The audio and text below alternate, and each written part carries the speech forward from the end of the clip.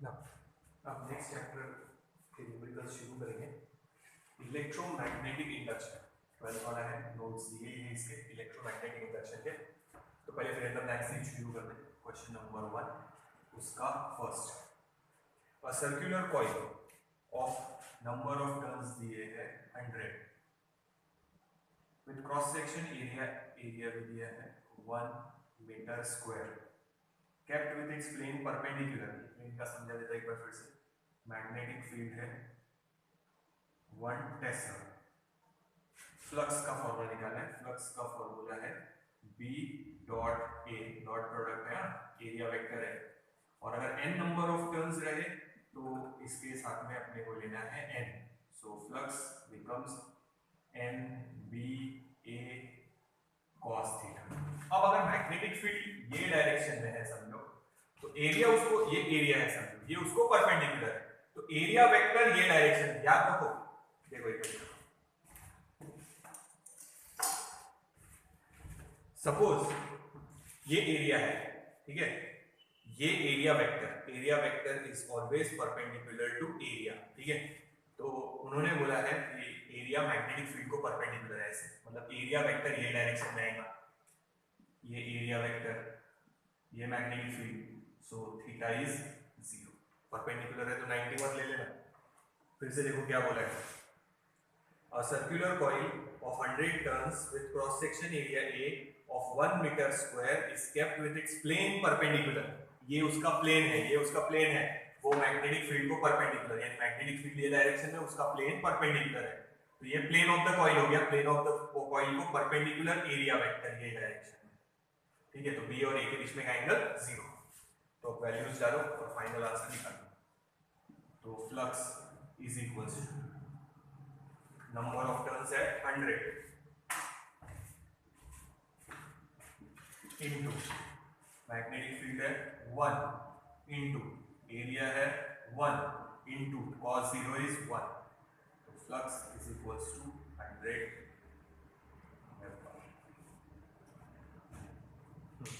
देखो तो इसका आंसर अपना आया B1 ऑप्शन।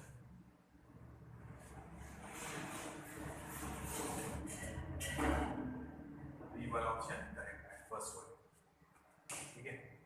नोट करो सेकंड है,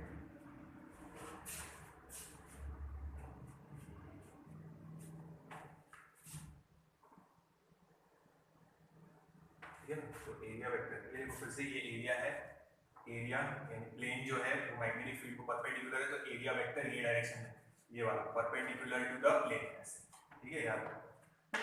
तो theta is the angle between B and A, area vector and magnetic field. 90 ले लेंगे तो 0 आ जाएगा सीधा आंसर। तो एंगल पे ध्यान देना।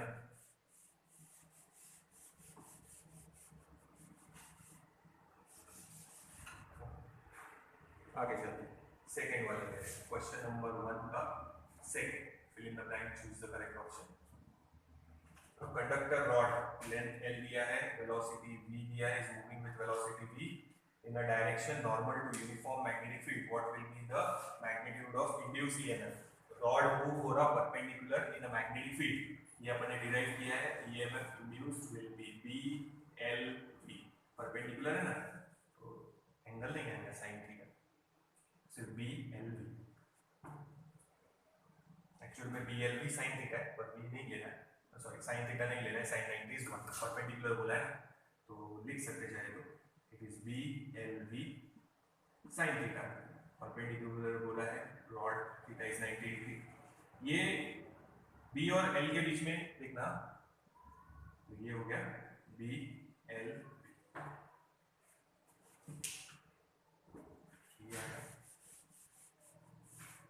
तो अपना ऑप्शन जो मैच हुआ है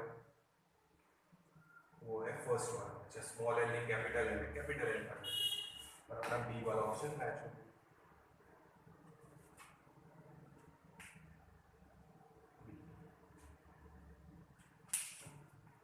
देखो सेकंड वाले का बी, ओ सर सेकंड वाले का ए मैच, बी है,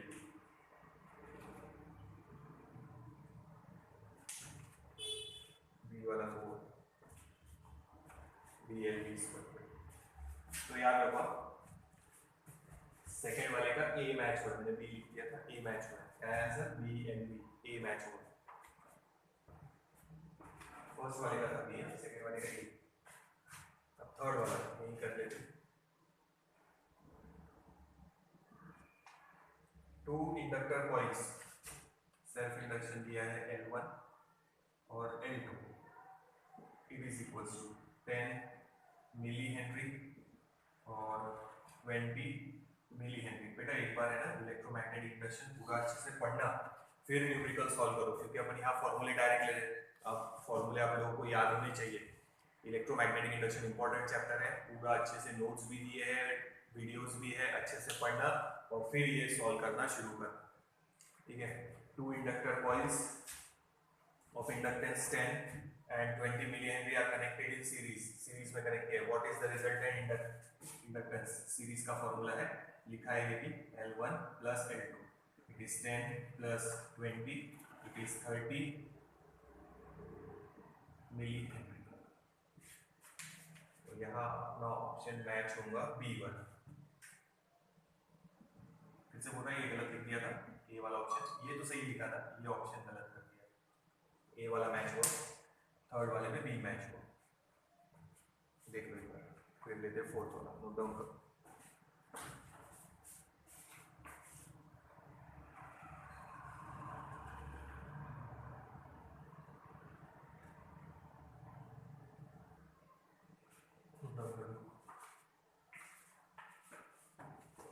जगह है, यहीं ले लेते फोर्थ वाला, फोर्थ वाले में लिख के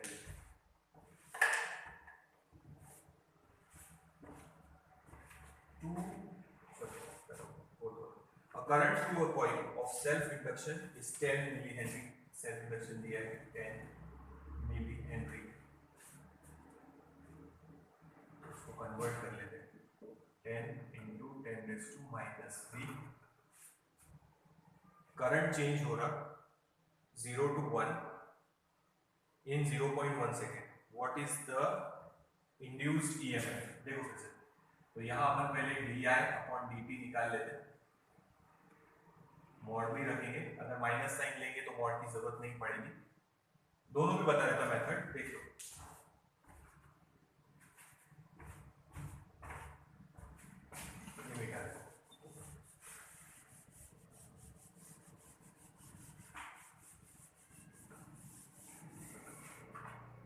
mod of final current I2 minus initial current upon time t।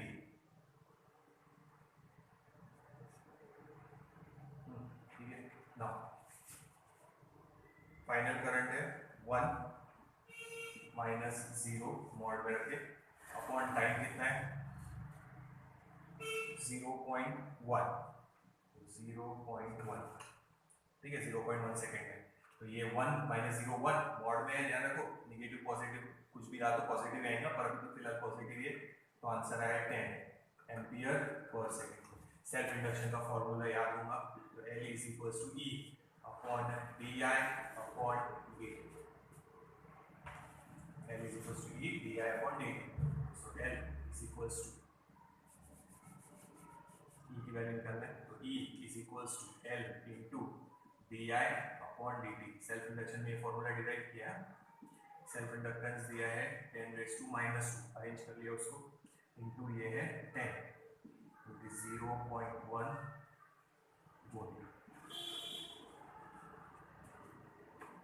तो मॉड नहीं लेंगे तो निगेटिव रहा तो निगेटिव ले लेना, पॉजिटिव है तो पॉजिटिव, ठीक है। अभी मैग्नीट्यूड लिया, पॉजिटिव में सारे आंसर है, तो याद रखने की जरूरत नहीं है।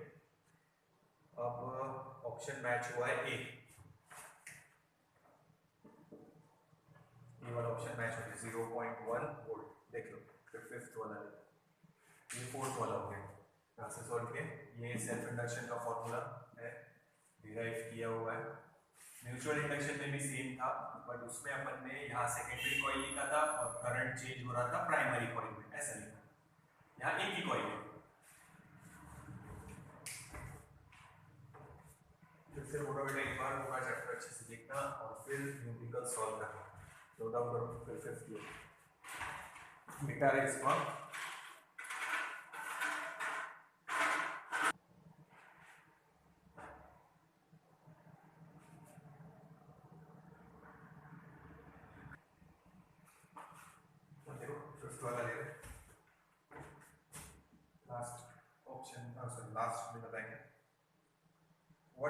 Energy required to build up a current दिया है 1 एम्पियर और सेल्फ इंडक्शन दिया है 20 milli henry, so it is 20 into 10⁻³ Henry.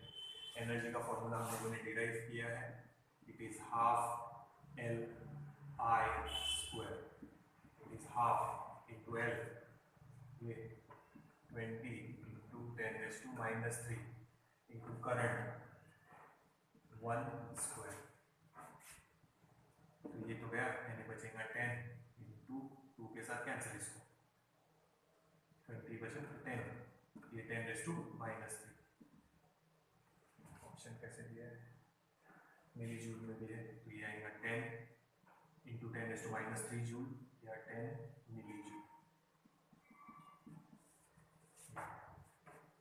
तो इसमें हमारा आंसर मैच हो गया 10 मिली जूल, यानी ये वाला ऑप्शन मैच। ये फिल इन द ब्लैंक अपने कंप्लीट हो गया। देखिए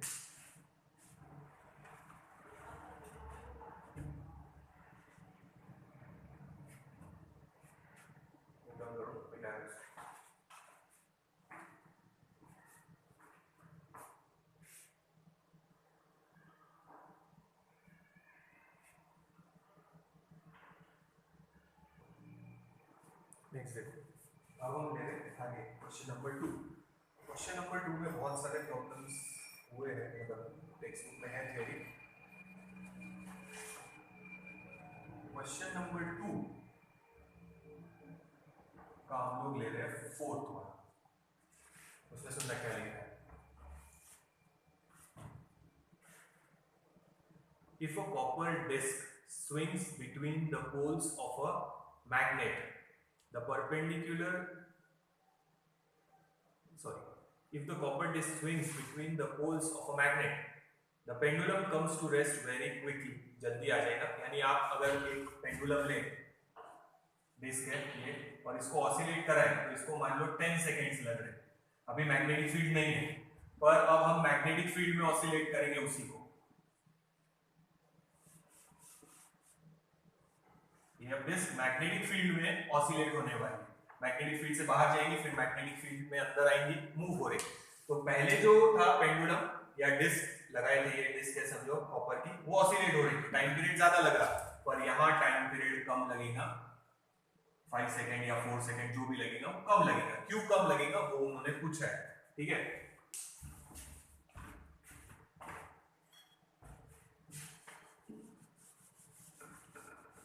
इसके पीछे का रीजन सुनना, वर्ड्स में लिखना है, थ्योरेटिकल क्वेश्चन है, 2 मार्क के लिए या 1 मार्क के लिए आ सकता है।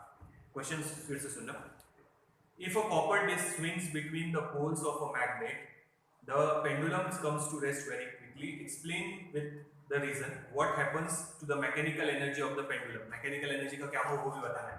समझो ये एक पोल है, डायग्राम बनाने की जरूरत नहीं है, ये दूसरा पोल है, ये मैग्नेटिक लाइन ऑफ फोर्सेस, ठीक है। अब देखो ये 2 पोल्स है, हाँ, अब वो डिस्क, ये दूसरा भी पोल है, इमेजिन करना है यहाँ पे, ठीक है, mobile.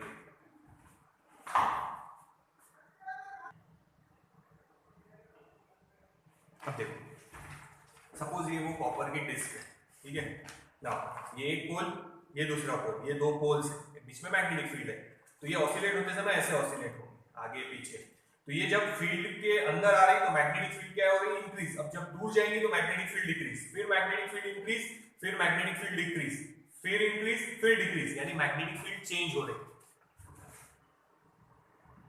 Magnetic field is changing.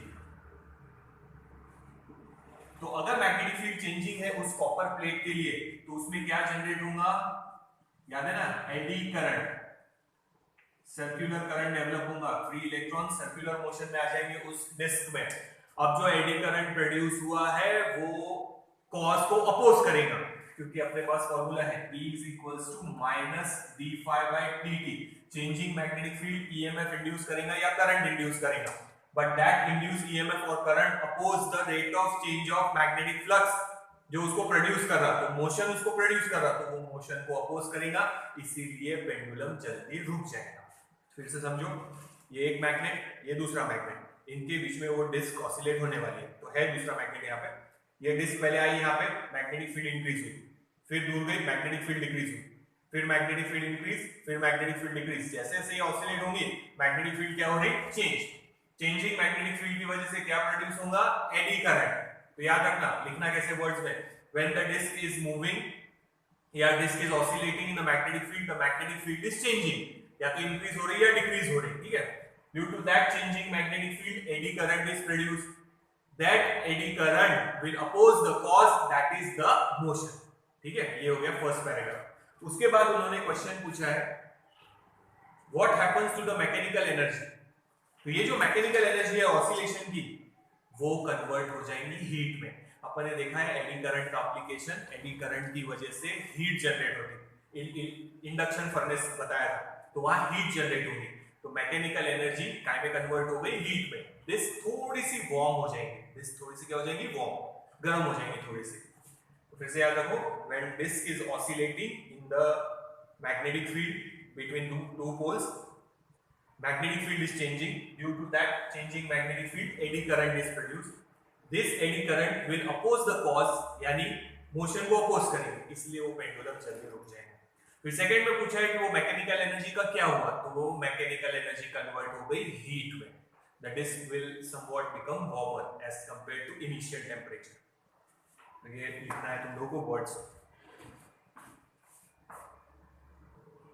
देखो अब ये ऐसे आंसर लिखना, लिख दिया मैंने, अब सुनना, नहीं तो बोलेंगे क्या समझ नहीं आ रहा। as the copper disk enters and leaves the magnetic field, ये समझा दिया, the changing magnetic flux, magnetic field change हो रही है यानी फ्लक्स चेंज हो रहा, through it induces eddy current. क्या इंड्यूस करेगा, changing magnetic field, eddy current. These current oppose the motion, ये मोशन को अपोज करेगा क्योंकि कॉज को वो अपोज करता। This current oppose the motion of the copper plate, thus the oscillation are damped। तो damped oscillation है, धीरे धीरे एम्पलीट्यूड कम होते जाएगा, and stops after few oscillation। Second पूछा है कि मैकेनिकल एनर्जी का क्या होगा, this is next paragraph. Joule's heating, current किसी वायर में से करंट पास करेंगे तो हीट जनरेट होगी, तो जूल्स हीटिंग इफेक्ट बोलते हैं उसको, तो वही लिखना, Joule's heating due to eddy current, eddy current की वजह से हीट जनरेट होगी।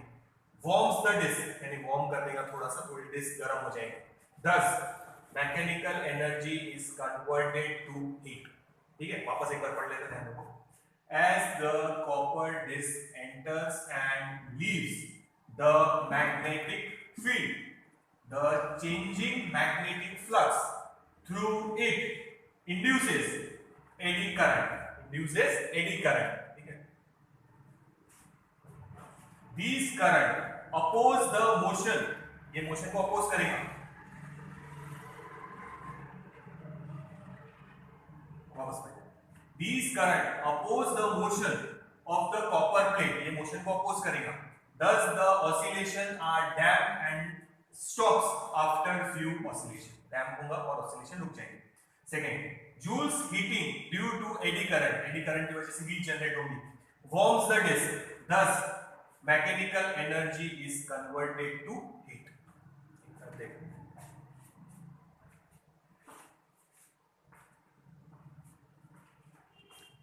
नोट डाउन कर लेना, ऐसे कैसे, पहले समझा ही दिया है कैसे हो रहा, ये लिख लो, पॉज करके लिख लो।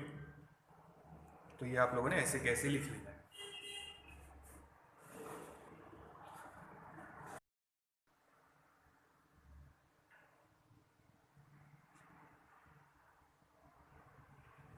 नेक्स्ट कॉपर डिस्क वाला हो गया, फिफ्थ वाला ले रहे, फिफ्थ वाला देखो, explain why inductance of two coil connected in parallel is less than the inductance of either coil. तो पैरेलल वाला फॉर्मूला लिखो, 1 upon LP is equals to 1 upon L1, ये है नोट्स में, 1 upon L। नाउ अपन ने देखा है, सपोज ये एक इंडक्टर है, ये दूसरा इंडक्टर है, ठीक है, इसकी वैल्यू है 10 हेनरी, इसकी वैल्यू है 5 हेनरी। पैरेलल का फॉर्मूला लगाएंगे तो 1 upon LP it is 1 upon 5 plus 1 upon 10 it is equals to, तो 1 upon LP आंसर आएगा 3/10, ठीक है ना। फिर रिवर्स करेंगे तो LP will be 10 by 3, so we can say approximately 3.3, ऐसा आंसर है ना। तो वो इससे भी कम है, वो इससे भी कम है, वही उन्होंने पूछा है। देखो क्वेश्चन में क्या पूछा है, अगर सीरीज में लगाएंगे तो इक्विवेलेंट इंडक्टेंस क्या होता, इंक्रीज, और पैरेलल में लगाएंगे तो इक्विवेलेंट इंडक्शन डिक्रीज होता। बस इस फॉर्मूले से अपने को लिखना है। तो देखो फिर से, explain why the inductance of two coil connected in parallel is less than the inductance of either coil. तो जो फाइनल आंसर आएगा वो आइदर कॉइल से कम रहेगा। 5 से भी कम आया 3.33, 10 से भी कम आया, ठीक है, तो हर एक से कम आएगा। तो खाली अपने को फॉर्मूला लिखना है, तो यहां लिख सकते हैं आप लोग,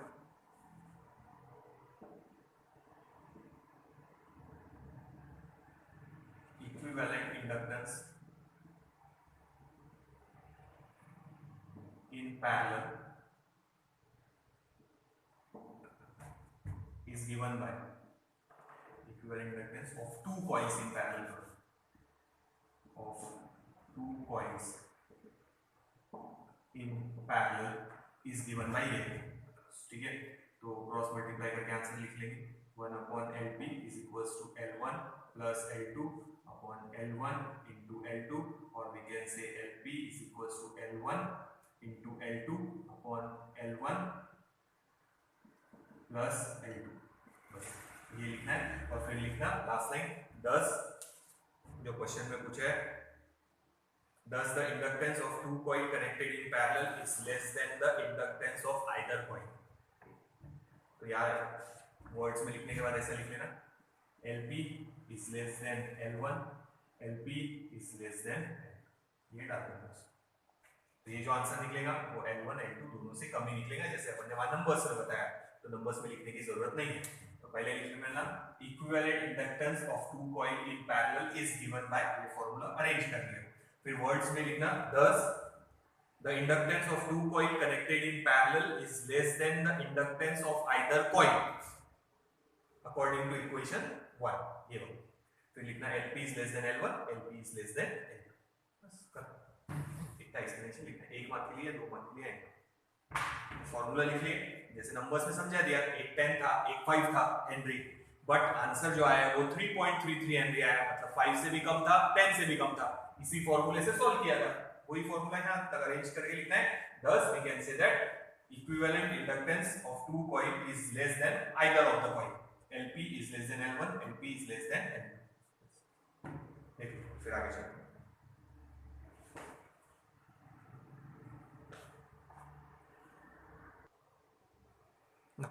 अब आगे चलते हैं, फिफ्थ वाला हो गया। अब देखते हैं थर्ड वाला, क्वेश्चन नंबर 3, ठीक है।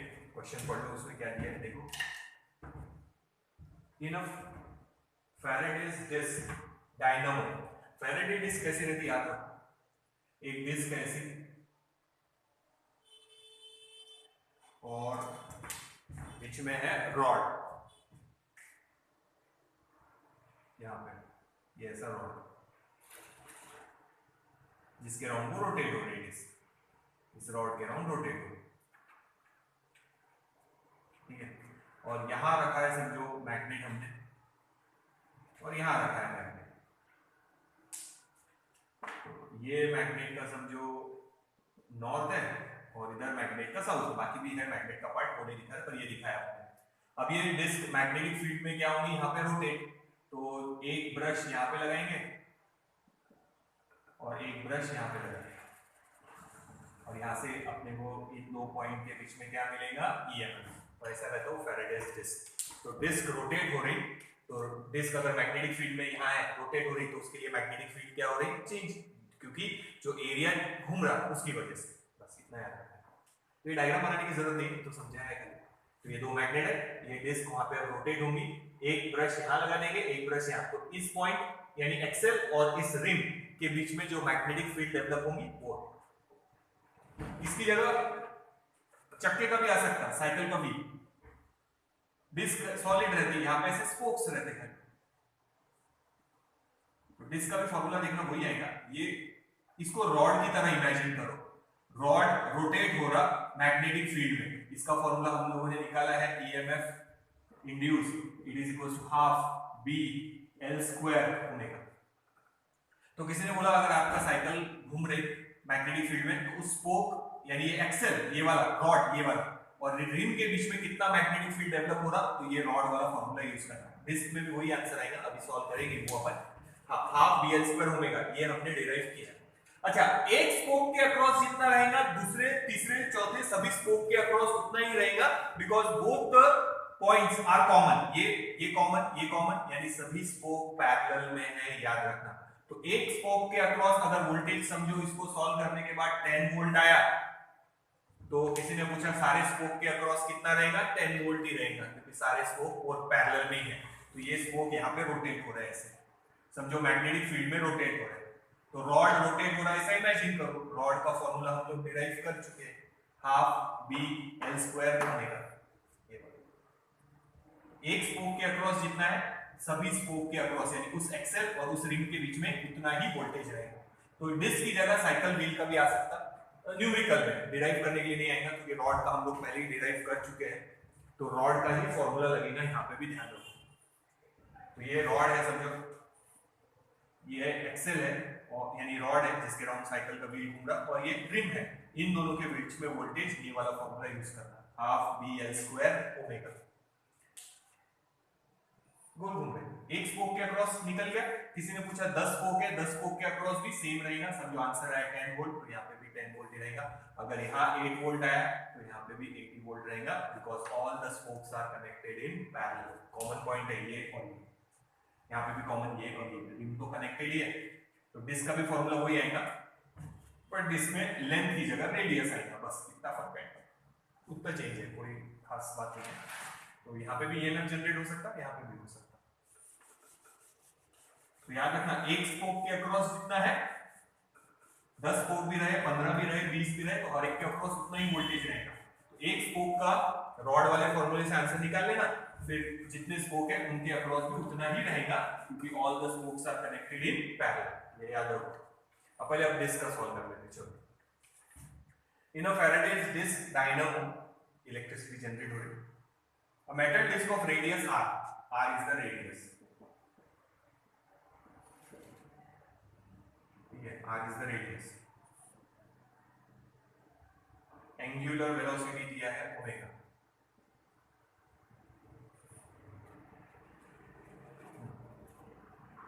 मैग्नेटिक फील्ड दिया है b,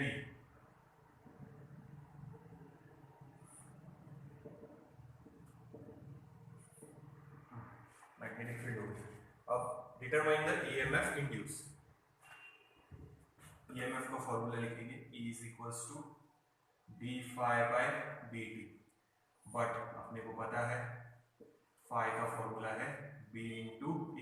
मैग्नेटिक फील्ड तो कांस्टेंट है, एरिया घूम रहा तो एरिया चेंज लिखेंगे अपन, तो b बाहर निकाल लेंगे phi की जगह, और a अंदर ही रखेंगे, dA upon dt। Minus sign नहीं ले रहे, मॉड डाल दो, मैग्नीट्यूड ले रहे हैं, देख रहे हैं समझे।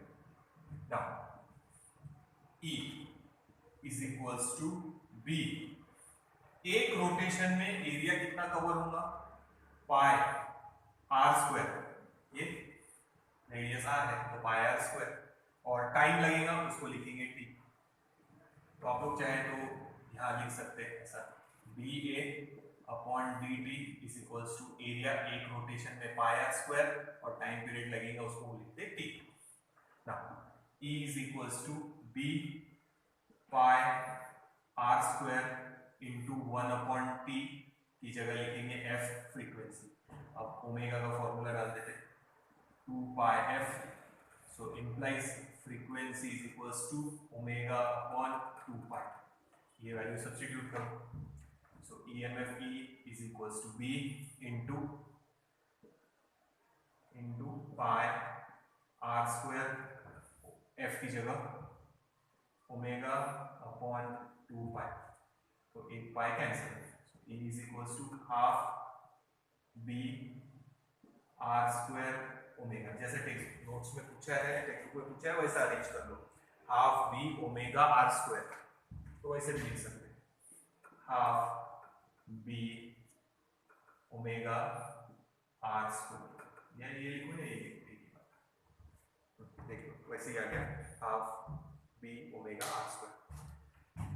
तो अपना रॉड का भी इतना ही आया था, सिर्फ आर की जगह एल था, half B L square omega. तो जैसे टेक्स्ट में बोला है वैसे भी अरेंज कर सकते हैं।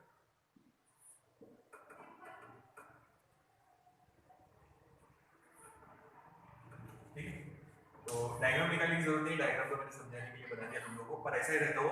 ये मैग्नेट है, मैग्नेटिक फील्ड में डिस्क घूम रही है, यानी मैग्नेटिक फील्ड यहाँ पे है, गोल घूमने की वजह से मैग्नेटिक फील्ड उसके लिए चेंज होगी। यहाँ पे और यहाँ पे ब्रश लगा देंगे तो इन दो पॉइंट के बीच में अगर आप कुछ कनेक्ट करेंगे तो ईएमएफ आपको मिल जाएगा।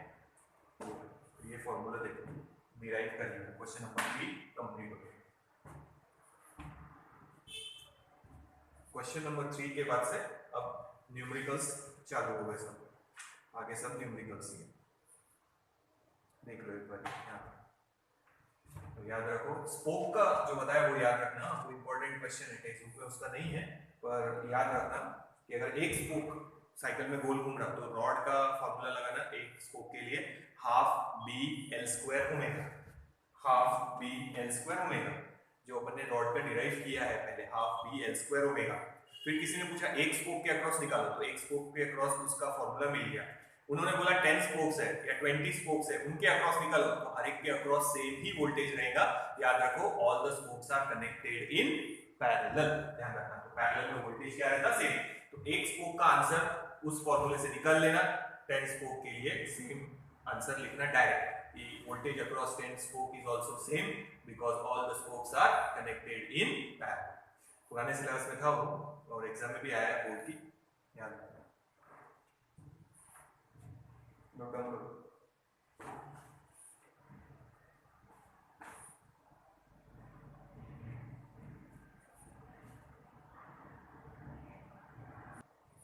तो ये नोट डाउन कर लो, मिटा दे इसको।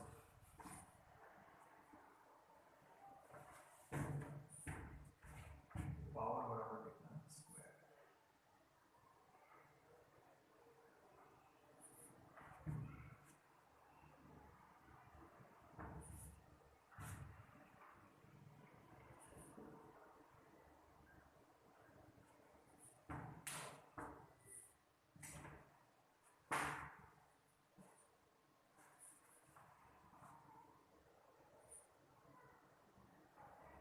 देखो फिर से एक बार स्पोक वाला बता देता।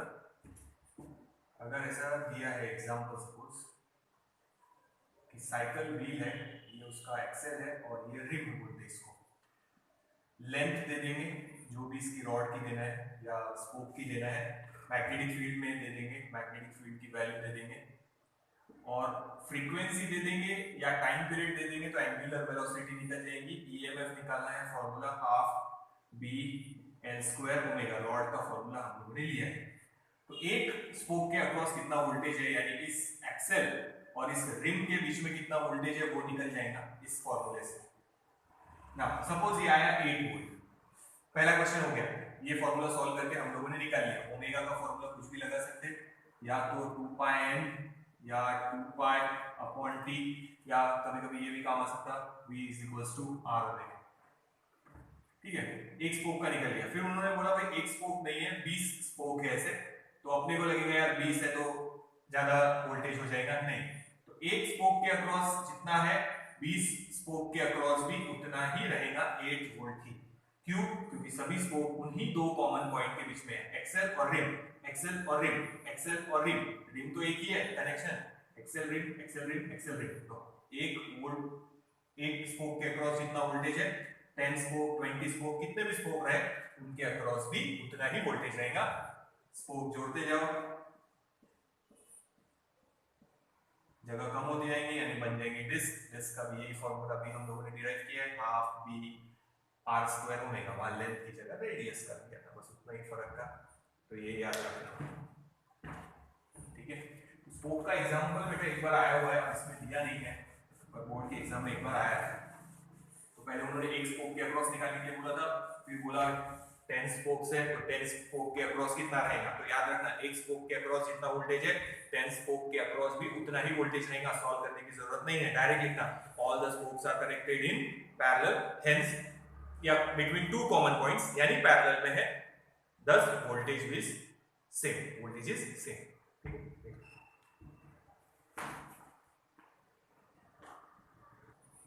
अब देखो नेक्स्ट प्रॉब्लम ले रहे हैं फोर्थ वाला। अब न्यूमेरिकल्स चालू हो गया। हॉरिजॉन्टल वायर लेंथ दिया है 20 metre long, extending from east to west, is falling with velocity दिया है 10 मीटर पर सेकेंड। मैग्नेटिक फील्ड दिया है 0.5 इंटू 10⁻⁻⁴ टेस्ला।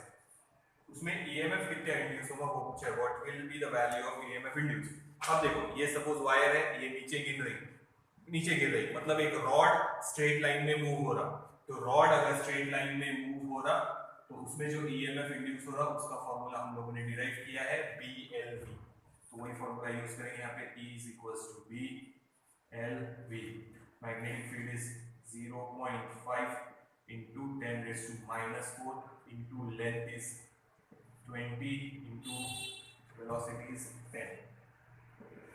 तो ये इसके साथ गया 5 to 100 into 10⁻⁻⁴। So next answer कैसे लिखा है वो देखो पहले, मिली वोल्ट में लिखा है। सो E = 1 पॉइंट हटाना तो 10 बचेगा इंटू 10⁻³ वोल्ट, या E = 10 10⁻³ हट गया मतलब मिली वोल्ट। टेक्स्ट में जैसे दिया है वैसे अरेंज किया, नहीं तो आप ऐसे भी लिख सकते थे उसको 1 इंटू 10⁻² वोल्ट, और उन्होंने मिली वोल्ट में लिखा है इसलिए अपन ने भी मिली वोल्ट में कन्वर्ट कर दिया। ये हो गया 4।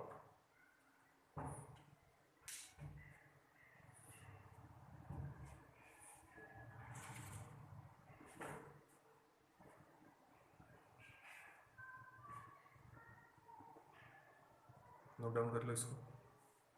न्यूमेरिकल शुरू हो गया फोर्थ वाले से, पीरियोडिक क्वेश्चन जैसे फिलिंग द ब्लैंक इससे पहले हो गए।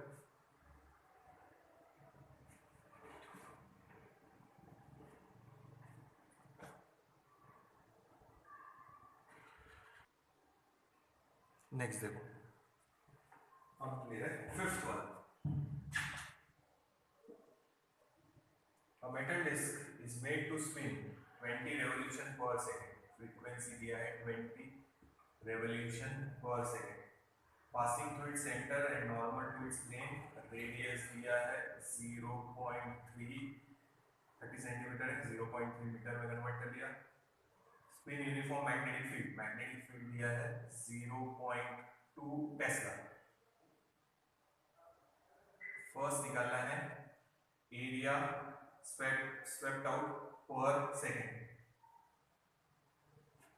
by the radius of the disk. dA upon dt it is equals to pi r square, जैसे अभी डिराइव किया था वही स्टेप्स है, डिस्क का किया था ना अपन ने वही, pi r square upon t।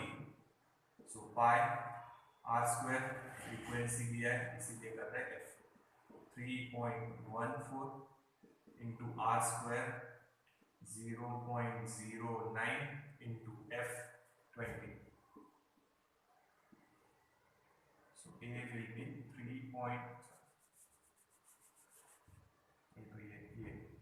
dA upon dt will be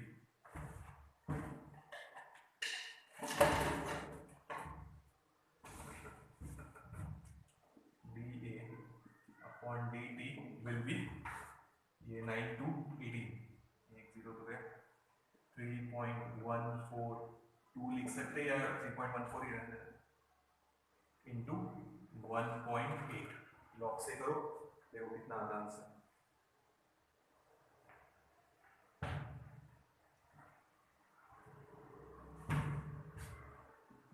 5.652 metre square पर सेकेंड, dA upon dt मिल गया। उसके बाद द फ्लक्स कट पर सेकेंड, फ्लक्स कितना कट होगा, सो बी फ्लक्स का फॉर्मूला है B5 बाय dt पर सेकंड बोला है तो d5 बाय dt देख लो, फ्लक्स पर सेकंड मेंशन किया है, सो b बाहर, area change dA upon dt, magnetic field दिया है 0.2 इनटू, ये वही स्टेप है जो डिस्क के लिए डेरिवेशन में अपन ने यूज किया, dA अपॉन dt 5.652 मल्टीप्लाई करो, ये तो डायरेक्ट मल्टीप्लिकेशन हो ही जाएगा वैसे ही,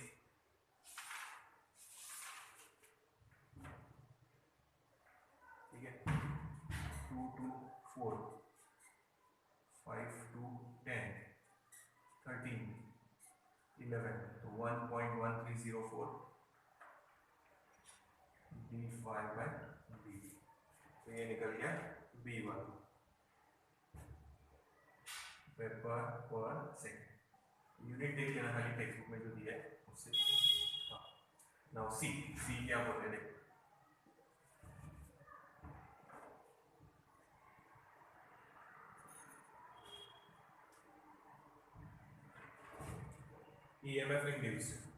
EMF इंड्यूस का अब ये फॉर्मूला डायरेक्ट यूज कर सकते हैं अपन d5 by dt,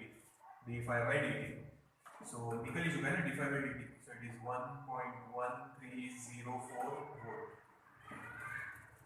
ये निकल गया EMF। अगर मान लो ये नहीं पूछा होता, एक बी नहीं पूछा होता, डायरेक्ट पूछा होता EMF निकालो, तो हमने जो अभी फॉर्मूला डिराइव किया है वो लेते half B r square omega, तो हाफ बी की वैल्यू पता है अपने को, रेडियस की भी वैल्यू पता है, ओमेगा की जगह हम लोग लिखते 2 पाई एफ, तो अभी ये फॉर्मूला हम लोगों ने डिराइव किया है ये वाला दिस के लिए, तो ठीक है, उन्होंने ए पूछा था, बी पूछा था, ये d5 by dt अपने पास था इसलिए हमने डायरेक्ट ले लिया, बट अगर समझो डायरेक्ट सी वाला पूछा EMF, तो ये सब नहीं करना है, डायरेक्ट जो फॉर्मूला भी डिस्क के लिए हम लोगों ने डिराइव किया है, ये बोला है ना उन्होंने, इसके पहले कौन सा क्वेश्चन था वो, थर्ड वाला, बस वही डायरेक्ट फॉर्मूला लगा लेना, half B r square omega, omega की जगह 2 पाई एफ लिखना क्योंकि फ्रीक्वेंसी की वजह है।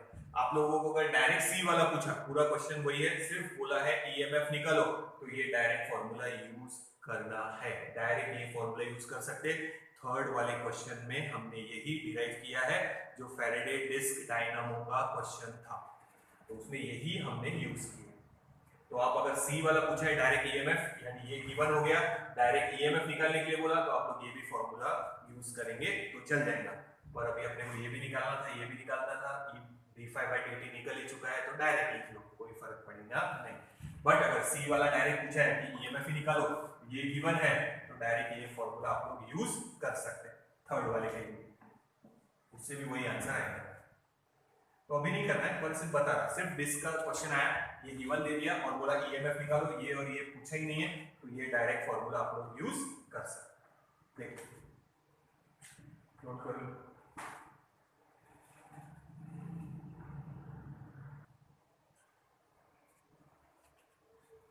तो ये फिफ्थ वाले तक हो गया, तो इसके बाद वाले न्यूमेरिकल्स हम लोग नेक्स्ट वीडियो में कंटिन्यू, जो बता रहा हूँ वो पॉइंट्स बेटा स्कोप वाला हो गया या ये हो गया, थोड़ा से कहीं लिख के रख लो या याद रखना है। तो ये हो गया फर्स्ट अपना फिल इन द ब्लैंक हो गए, तो उसके बाद जो एक्स्ट्रा थ्योरेटिकल क्वेश्चन थे न्यूमेरिकल्स में हमने शुरू कर ही दिए, देखते आगे शायद ये जल्दी हो जाएगा, इसके बाद 2 वीडियोस और 3 वीडियोस में हो जाएगा, क्योंकि इसके न्यूमेरिकल्स इजी है। फिर से बोल रहा, एक बार आप लोगों ने नोट्स पढ़ लेना है, वीडियोस भी है, वीडियोस भी देख लेना है, और फिर आप लोगों ने इलेक्ट्रोमैग्नेटिक इंडक्शन के न्यूमेरिकल सॉल्व करना है।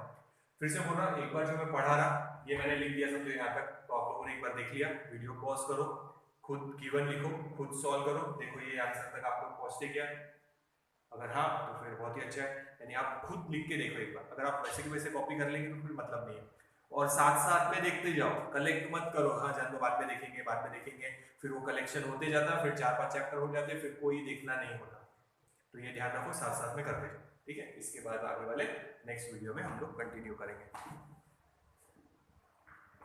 ये नोट डाउन कर लेना।